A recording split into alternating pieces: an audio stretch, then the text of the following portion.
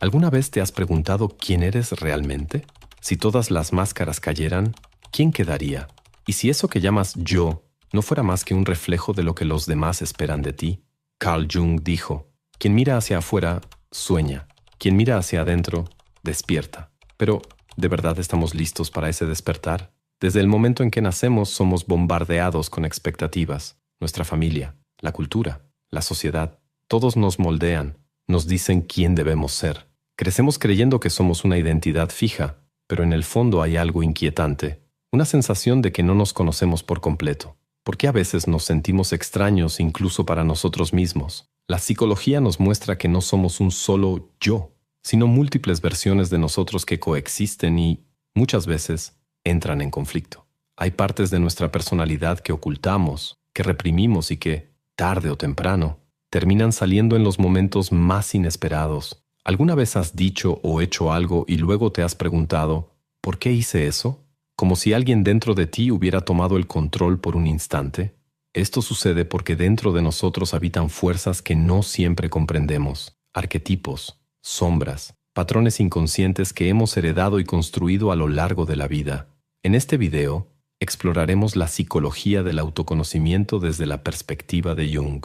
Entenderemos por qué es tan difícil conocerse a uno mismo, cómo se organiza nuestra psique y, lo más importante, cómo podemos transformar ese conocimiento en algo práctico y poderoso para nuestra vida. Pero antes de sumergirnos en este universo, una advertencia. Conocerte a ti mismo no es cómodo. Puede que descubras aspectos que preferirías ignorar. Pero si tienes el valor de seguir adelante, la recompensa será la libertad de ser quien realmente eres. ¿Empezamos? Si existe un viaje realmente desafiante, es el viaje hacia adentro.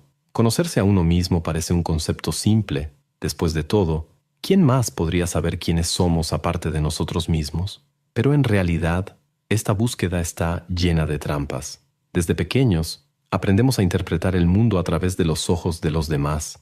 Nuestra identidad es moldeada por la cultura, la familia y las expectativas sociales. Crecemos escuchando quién debemos ser, cómo debemos comportarnos y qué debemos desear.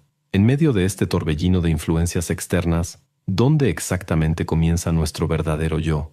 Carl Jung nos advertía sobre un fenómeno llamado persona, la máscara que usamos para adaptarnos al mundo. La persona no es una mentira, sino una versión editada de nosotros mismos, una identidad social construida para cumplir con las exigencias del entorno. El problema es que, muchas veces, nos confundimos con esa máscara. Pasamos tanto tiempo interpretando un papel que terminamos identificándonos con él, olvidando que somos mucho más que lo que mostramos al mundo. Y cuando la vida nos obliga a enfrentar nuestras contradicciones, cuando un fracaso, una crisis o un gran cambio nos hacen cuestionarlo todo, la máscara comienza a resquebrajarse. Lo que encontramos detrás de ella puede ser aterrador. Más allá de la persona, existe otro gran obstáculo en el camino del autoconocimiento, la sombra. La sombra es todo aquello que reprimimos, todo lo que no queremos aceptar de nosotros mismos. Son los impulsos, los deseos y las emociones que consideramos inadecuados o inaceptables. Jung decía que, cuanto más negamos la sombra, más poder tiene sobre nosotros. Se manifiesta en los momentos más inesperados, en un arranque de ira, en un comportamiento autodestructivo, en patrones repetitivos que no logramos romper. Muchas veces, lo que juzgamos en los demás es exactamente lo que nos negamos a ver en nosotros mismos. ¿Te has dado cuenta de que algunas actitudes de ciertas personas nos incomodan de una forma casi irracional?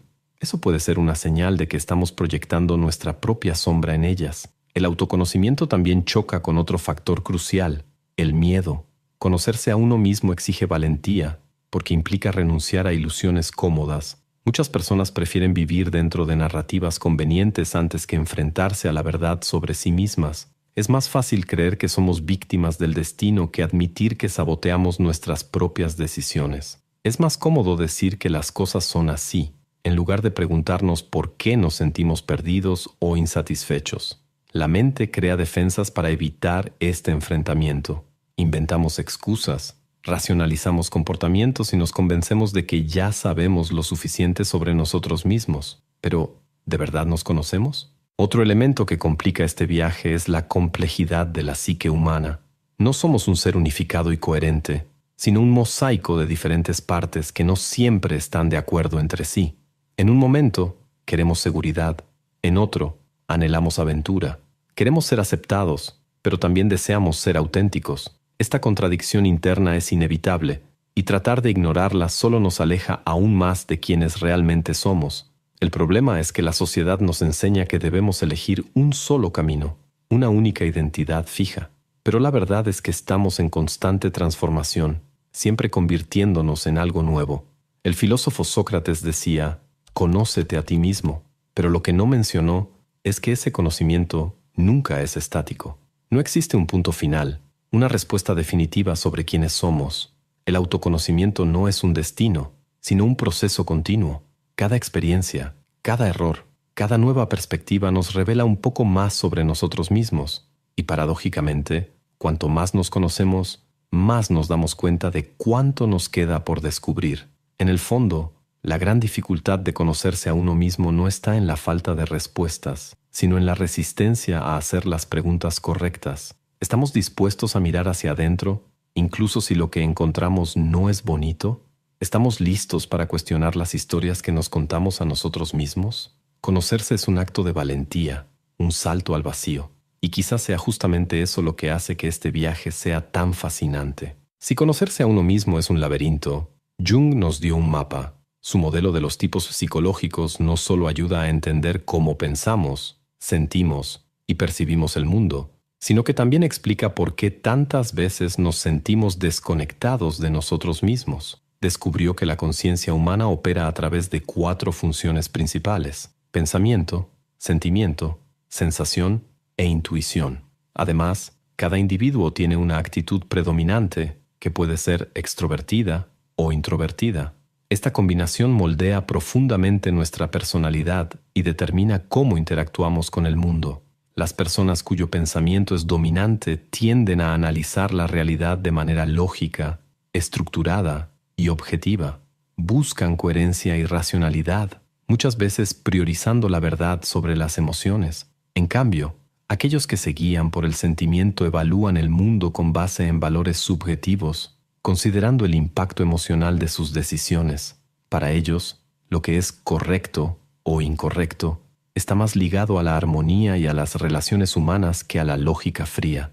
Ninguna de estas perspectivas es mejor o peor, pero dependiendo de cómo fuimos criados y del entorno en el que vivimos, podemos terminar reprimiendo una en favor de la otra. ¿Cuántas veces hemos escuchado que no hay que ser tan racional o que hay que dejar de ser tan sentimental?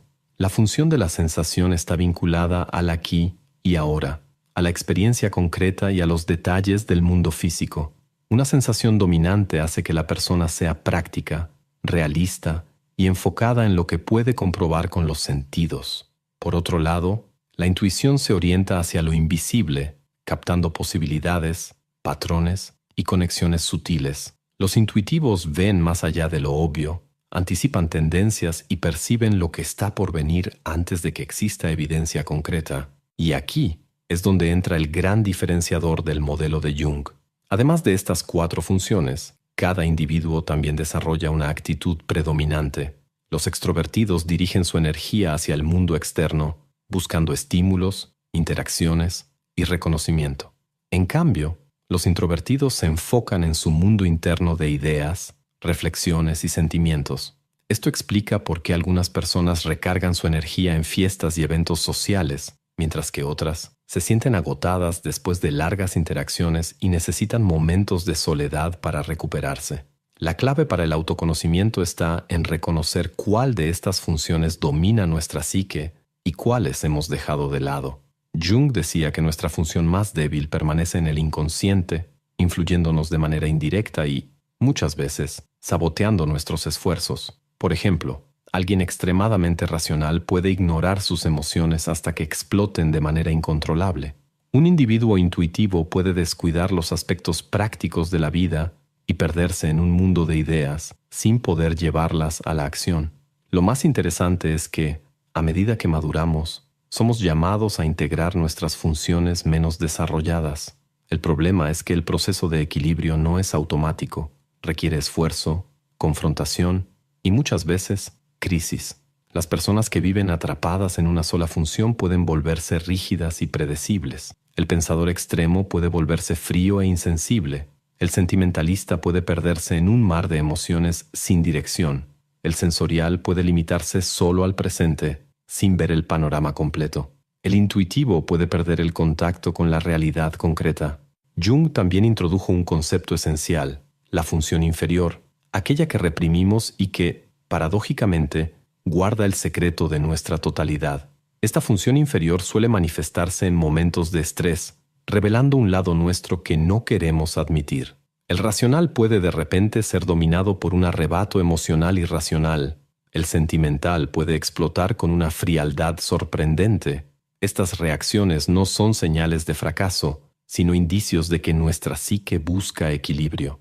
La función inferior no es un error que deba corregirse, sino un camino hacia el crecimiento. Y aquí entra el verdadero desafío, aceptar esta parte de nosotros mismos. El autoconocimiento no se trata de reforzar lo que ya sabemos de nosotros, sino de abrirnos a aquello que ignoramos o tememos. Cuando comprendemos nuestros tipos psicológicos, obtenemos una nueva perspectiva sobre nuestros comportamientos y dificultades. Comenzamos a ver nuestras elecciones con más claridad y, sobre todo, aprendemos a respetar la manera en que cada persona experimenta el mundo de forma única. Jung no creó este modelo para que encajáramos en etiquetas, sino para que entendiéramos el dinamismo de la psique. No veía los tipos psicológicos como cajas fijas, sino como fuerzas que necesitan armonizarse a lo largo de la vida. Cuando dejamos de resistir lo que está dentro de nosotros y comenzamos a integrar los diferentes aspectos de nuestra personalidad, la sensación no es de limitación, sino de libertad. Y es ahí donde comienza la verdadera transformación. Si hay algo que Jung nos enseñó, es que nadie nace completo. Pasamos la vida tratando de volvernos íntegros, integrando partes de nosotros que ignoramos, reprimimos o proyectamos en los demás. Este proceso, que él llamó individuación, no es un lujo filosófico, sino una necesidad psicológica profunda. Es lo que separa una existencia auténtica de una vida vivida en piloto automático. Pero este camino no es fácil. Nos exige confrontar no solo la imagen que tenemos de nosotros mismos, sino también todo lo que hemos negado en nuestro interior. Desde niños, aprendemos a comportarnos de acuerdo con las expectativas del mundo que nos rodea. Para ser aceptados, desarrollamos una identidad social, nuestra persona. Si crecimos en un ambiente que valora la inteligencia, nos esforzamos por parecer inteligentes. Si la prioridad es ser fuertes, ocultamos nuestra vulnerabilidad. Si es importante complacer a los demás, nos volvemos expertos en adaptación. El problema es que, en el fondo, la persona es solo una máscara. Puede ser útil y necesaria, pero nunca representa todo lo que somos. Y cuanto más nos identificamos con esta versión editada de nosotros mismos, más nos alejamos de nuestra verdadera naturaleza. Del otro lado de la persona está aquello que intentamos ocultar, nuestra sombra. La sombra está formada por todo lo que aprendimos a rechazar, no porque sea malo en sí mismo, sino porque no encajaba con las reglas de nuestro entorno. Puede contener rabia reprimida, deseos inaceptables, talentos que nunca exploramos o incluso aspectos positivos que nos enseñaron a despreciar. Pero la sombra no desaparece. Si no la enfrentamos, se manifiesta de forma indirecta, haciéndonos actuar de maneras que ni siquiera comprendemos. Ese comentario que se nos escapa y lastima a alguien, ese impulso autodestructivo que surge de la nada, todo eso puede ser la sombra tratando de salir a la superficie. La individuación comienza cuando dejamos de huir de nuestra sombra y empezamos a integrarla. Esto no significa entregarnos a nuestros impulsos, sino reconocer que existen y entender por qué están ahí. Jung decía que el objetivo de la vida no es la perfección, sino la totalidad. Y para ser íntegros, necesitamos aceptar incluso aquello que no nos gusta de nosotros mismos. Por eso este camino es tan difícil. Nos obliga a mirar de frente lo que hemos evitado. Además de la persona y la sombra, Jung identificó otras fuerzas que moldean nuestra psique, entre ellas, los arquetipos del animus y el ánima, que representan el principio masculino dentro de las mujeres y el principio femenino dentro de los hombres. No se trata de género, sino de fuerzas opuestas dentro de cada uno de nosotros. El animus puede aparecer como una voz interior que exige lógica y control, mientras que el ánima se manifiesta como un flujo de emociones e intuición. Muchas veces, Nuestra relación con estas energías influye profundamente en nuestras decisiones, especialmente en las relaciones. Cuando proyectamos nuestro animus o anima en otra persona, esperamos que llene un vacío dentro de nosotros, pero nadie puede completarnos. Solo podemos encontrar esa totalidad dentro de nosotros mismos. Y así llegamos al arquetipo central de la psique, el self. El self es lo que existe más allá del ego, la parte más profunda de nuestra identidad, que incluye tanto la luz como la sombra. A diferencia de la persona que se construye para el mundo exterior, el self es lo que realmente somos. Y la paradoja es que, aunque es nuestro estado más auténtico, muchas veces pasamos toda la vida sin acceder a él. El camino de la individuación es, en el fondo, un llamado a esta reconexión. Pero el recorrido no es lineal. Muchas veces se presenta en forma de crisis, momentos en los que la vida nos obliga a cambiar, perder un trabajo, el fin de una relación, una duda existencial. Todas estas experiencias pueden ser señales de que algo dentro de nosotros necesita resignificarse. Y cuando intentamos resistirnos, el sufrimiento se intensifica.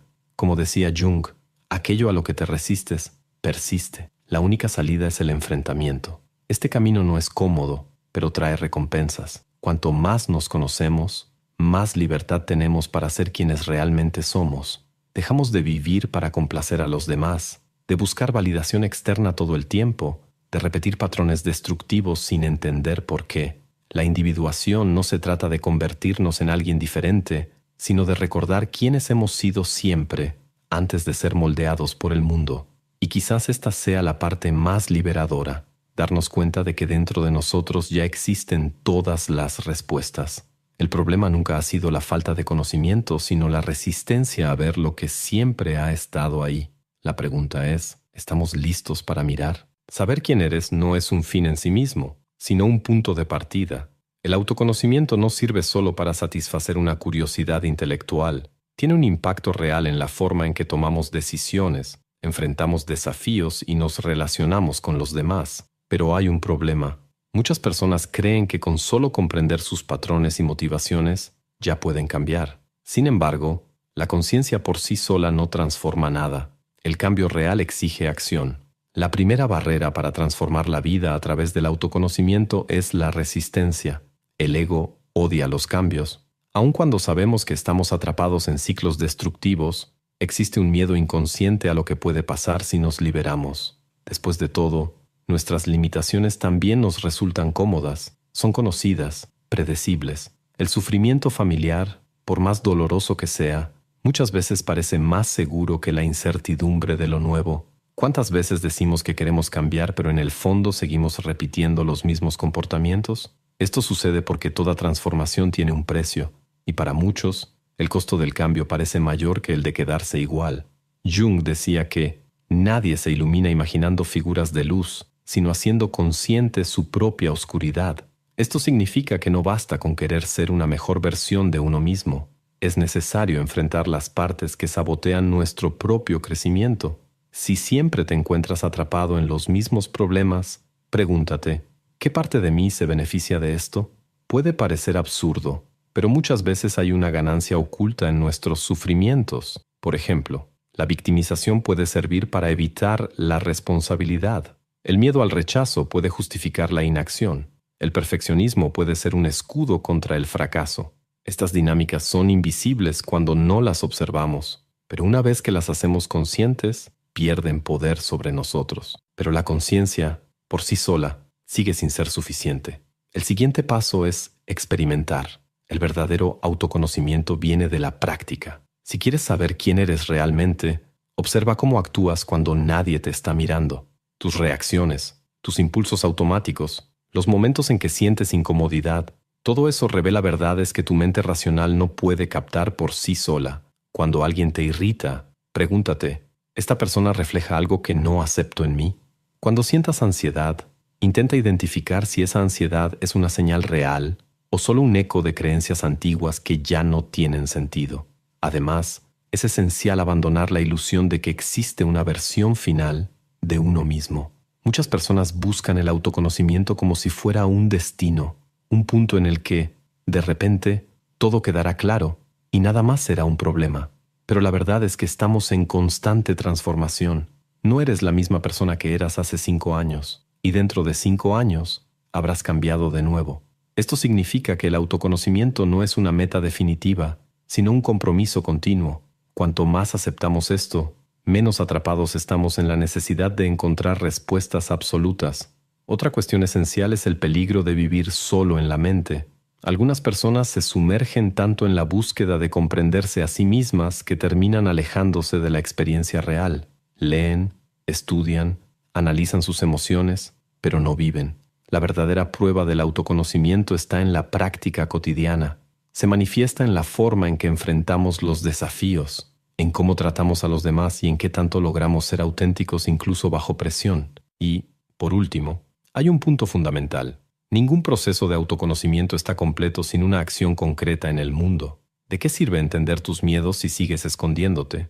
¿De qué sirve reconocer tus patrones si nunca los desafías? La transformación exige riesgos. En algún momento, será necesario salir del campo de las ideas y actuar. Tal vez eso signifique poner un límite, dejar atrás una identidad que ya no tiene sentido o abrirte a algo completamente nuevo. Sea cual sea el caso, el verdadero cambio ocurre en el momento en que decides vivir de manera diferente. El autoconocimiento no garantiza una vida sin sufrimiento, pero nos da algo aún más valioso: la capacidad de elegir conscientemente quién queremos ser. Y esa, al final de cuentas, es la única libertad que realmente importa. La jornada del autoconocimiento no tiene un punto final. No es un camino recto con un destino claro, sino un ciclo continuo de descubrimientos, desafíos y transformaciones. A lo largo de este video, exploramos las razones por las que es tan difícil conocerse a uno mismo, los mecanismos psicológicos que nos moldean y cómo podemos utilizar ese conocimiento para vivir con más autenticidad. Pero al final, todo se resume en una pregunta: ¿estás dispuesto a mirar hacia adentro? Muchos pasan la vida huyendo de sí mismos, evitan el silencio, se distraen con rutinas extenuantes, se esconden detrás de relaciones, trabajo o entretenimiento. Hacen todo lo posible para no enfrentarse a su propia sombra, porque saben, aunque sea de manera inconsciente, que el verdadero cambio no ocurre sin incomodidad. El autoconocimiento no garantiza la felicidad, pero trae algo mucho más poderoso: la libertad de ser quien realmente eres. Jung decía que ser normal es el objetivo de los fracasados, porque ser normal significa encajar en un modelo impuesto desde fuera, mientras que ser íntegro significa aceptarse por completo, con cualidades, defectos, contradicciones y todo lo que te hace un ser humano único. El mundo nos presiona para conformarnos, para actuar como si ya tuviéramos todas las respuestas, para esconder nuestras dudas, pero la verdad es que nadie sabe realmente lo que está haciendo. Todos estamos descubriendo, equivocándonos, aprendiendo. Y el mayor acto de valentía no es parecer fuerte, sino admitir que somos una obra en construcción. Si llegaste hasta aquí, significa que, de alguna manera, esta búsqueda ya forma parte de tu vida. Y eso, por sí solo, ya es un gran paso. Muchos ni siquiera comienzan. Si algo de lo que hablamos hoy resonó contigo, si alguna idea te hizo reflexionar, entonces este video ya cumplió su propósito. Pero el conocimiento, por sí solo, no es suficiente.